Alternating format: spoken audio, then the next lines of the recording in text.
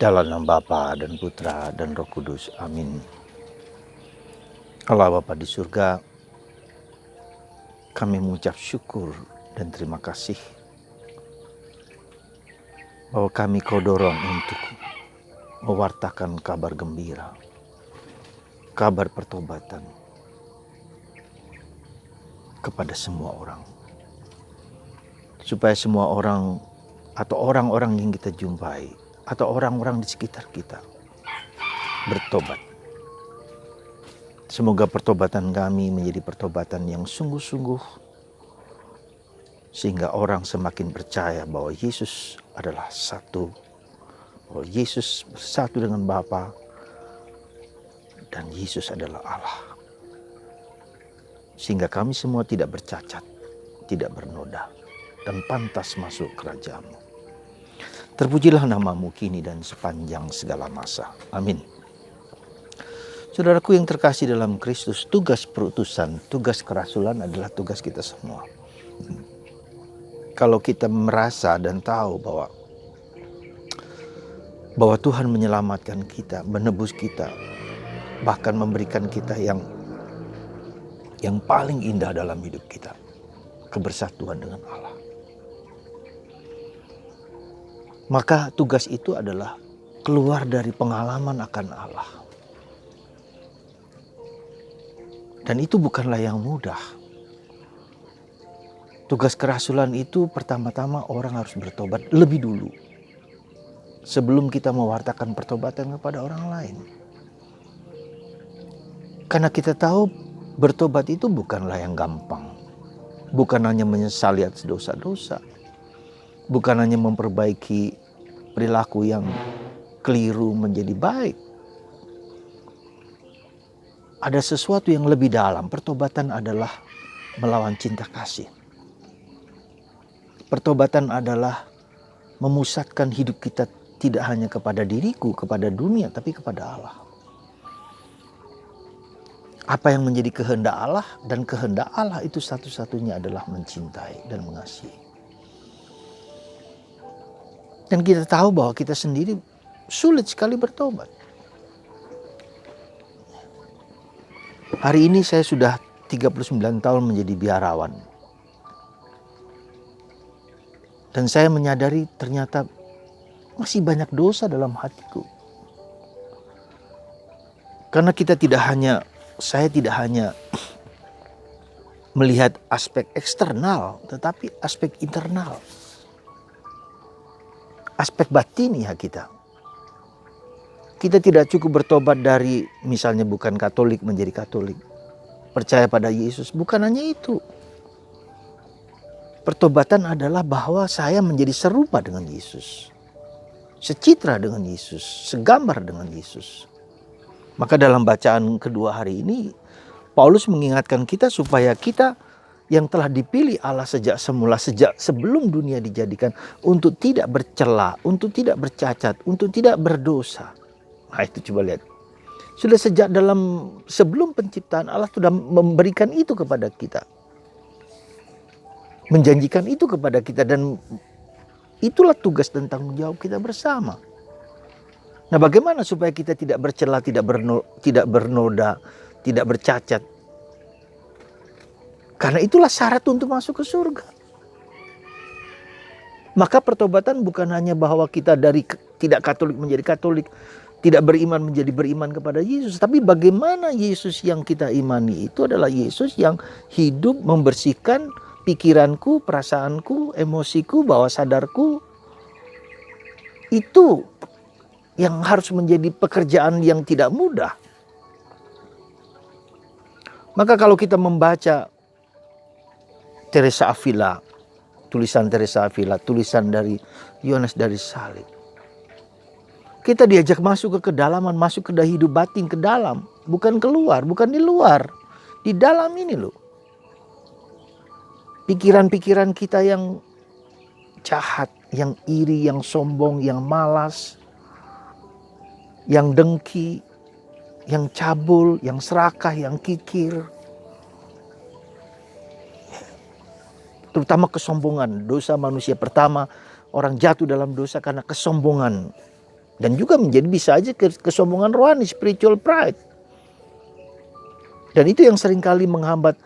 Kalau kita lihat dalam medsos kita, orang merasa spiritual pride, kesombongan rohani. Menganggap bahwa kita adalah yang terbaik, yang terhebat. Dan itu menjadi hambatan kita dalam memasuki hidup batin yang lebih dalam. Dan kalau kita perhatikan lebih dalam lagi dari Yohanes dari salib, supaya hati kita puritas cordis, purity of heart, harus mengalami apa yang disebut malam gelap. Kegelapan, entah itu eksternal, entah itu internal.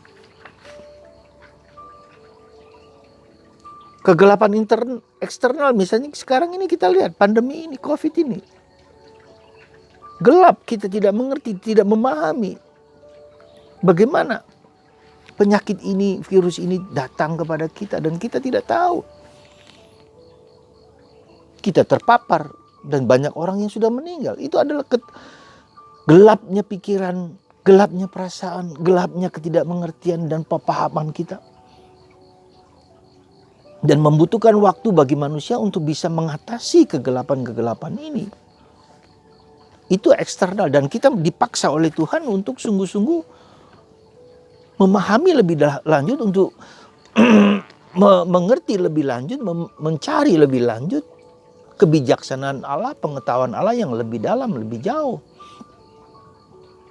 Itu yang eksternal. Banyak kali ketika kita mengalami penderitaan malam gelap, itu penderitaan juga, bisa masalah, bisa problem, bisa sakit yang bertahun-tahun, bisa sekarang ini pandemi ketika kita, salah satu dari kita atau kita sendiri mengalami sakit COVID ini yang tidak bisa berbuat apa-apa dari secara fisik, secara mental, bahkan secara spiritual. Gelap. Nah, di dalam gelap itulah kita akhirnya bersandar. Bukan lagi kepada diriku, bukan lagi kepada orang lain, bukan lagi kepada harta, bukan lagi kepada siapapun, kecuali dalam Tuhan. Nah, maka kita menemukan Tuhan bukan lagi di luar diri kita, tetapi di dalam masuk diri kita. Dan di dalam diri kita, kita menemukan dosa-dosa kita. Tapi juga kita menemukan gelap, menemukan dosa-dosa kita. Semakin dosa kita menemukan dosa yang banyak itu, kita tahu bahwa sinar Tuhan itu, terang Tuhan itu menjadi jelas, menjadi terang gitu loh. Kita tahu dosa kita karena ada terang. Jadi ketika kita mengalami penderitaan, mengalami salib yang berat sekali, itu tandanya bahwa terang itu sudah bersinar jelas. Supaya meruntuhkan egoisme, meruntuhkan kesombongan kita, meruntuhkan segala hal yang kita banggakan dalam batin, dalam pikiran, dalam perasaan, atau dalam niat-niat baik kita. Diruntuhkan, dikonstruksi, dikacau balaukan supaya kita menyadari nggak kita akan situasi seperti ini untuk kembali kepada Tuhan, untuk memasuki kepada Tuhan, untuk mengizinkan Tuhan masuk ke dalam batin kita. Dan itulah yang kita lihat dalam peristiwa Paskah. Yesus harus menderita berat ya, dengan segala kenistaan dan kekejaman, kebrutalan yang dilakukan oleh orang-orang Yahudi, orang-orang Romawi terhadap Yesus, harus disalibkan tanpa dosa, tanpa salah. Coba lihat, itu bentuk dari dosa akibat dosa. Dan kalau kita lihat sejarah bangsa Israel, luar biasa. Ketika manusia jatuh dalam dosa, maka anak-anaknya juga berdosa semua. Dan kita lihat dari Abraham juga ya, bertengkar dengan saudaranya Lot dan bertengkar dengan istrinya Sarah yang tidak percaya dan seterusnya. Kemudian juga Ishak, ya. Kemudian juga dengan Yakub bertengkar dengan saudara sulungnya Esau untuk mendapatkan, dan seterusnya. Anak-anak Yakub semua kita lihat dosa yang begitu akibat dosa. Dan disitulah kita lihat Yesus. Yesus datang untuk menghancurkan dosa itu dengan taat kepada kehendak Allah. Intinya adalah taat kepada kehendak Allah. Manusia pertama kesombongannya tidak taat kepada kehendak Allah, taat kepada dirinya sendiri. Saudara, itulah saudaraku yang terkasih. Pertobatan adalah suatu proses yang panjang, yang lama, di mana kita disucikan, dibersihkan, disucikan, tapi dicuci juga. Aspek purgatori di dalam kehidupan kita di dunia ini. Supaya kita lama-lama masuk dari ruang pertama, ruang kedua, ruang ketiga, ruang keempat, ruang kelima, sampai ruang ketujuh. Ya, di mana Tuhan bertahta itu. Kita sudah di pusat. Ya, kita sudah bersatu dengan Allah, tetapi belum berada di pusat bersama Yesus. Kita merasakan kehadiran Yesus dalam hidup kita. Nah, itu Tuhan selalu membuka satu persatu dengan Roh Kudus-Nya. Ya, dosa-dosa kita, kelemahan kita, ya, kehitaman batin kita yang terdalam, supaya kita tunduk, supaya kita merendah. Dan itu kita lihat dalam diri Ayub. Kalau kita perhatikan coba Ayub itu, bagaimana Tuhan mendidik dia lewat 3 temannya yang menyangkal dia, yang menyerang dia, ya, untuk bertobat karena dia berdosa. Dan dia berdosa, kesombongan dia, bahwa dia tidak melakukan hal-hal yang jahat di mata Tuhan. Tapi dia lupa bahwa Tuhan dialami, dirasakan olehnya. Dan itulah perjuangan kita selama masa pandemi ini. Tanda-tanda zaman yang Tuhan mau berikan kepada kita dengan pandemi ini adalah kita memasuki hidup batin. Ya. Saya merasa bahwa dengan pandemi ini kita memasuki hidup batin, hidup dalam, sendirian. Seperti Yesus sendirian, dan kita memang harus sendirian. Kita dilahirkan sendirian dalam tanda petik, dilahirkan dari ibu kita sendiri, dan kita juga akan mati sendiri. Maka kita, di bagian kita untuk bertobat itu adalah pertobatan pribadi, personal. Ya. Nah, ketika kita sedang mengalami kegelisahan, kecemasan, ketakutan, segala macam itu adalah indikasi bahwa kita mau mencari yang paling dalam hidup batin kita, kebersatuan dengan Tuhan, dengan dicucikan di selama masih di dunia ini, masa purgatori di dunia ini. Maka bersyukurlah, berbahagialah orang yang menderita demi aku, kata Yesus. Nah, itulah yang menjadi proses kita ketika saya menjadi imam, menjadi biarawan. Berapa orang yang sungguh-sungguh bertobat? Saya tidak tahu persis, tidak banyak. Saya merasakan sungguh-sungguh tidak banyak, karena orang takut untuk masuk ke dalam. Karena saya juga belum masuk ke kedalaman. Dan itu tantangan bagi kita semua karena itu tadi masuk dalam. Kedua, ya, kita lihat bahwa proses pewartaan itu bukan hanya proses yang sekedar mewartakan Kristus. Ada kuasa-kuasa kegelapan yang menghalangi kita untuk mengajak orang bertobat. Maka kita melawan kuasa-kuasa kegelapan lewat banyak cara. Kita tidak tahu. Karena iblis tidak suka bahwa banyak orang kembali kepada Tuhan.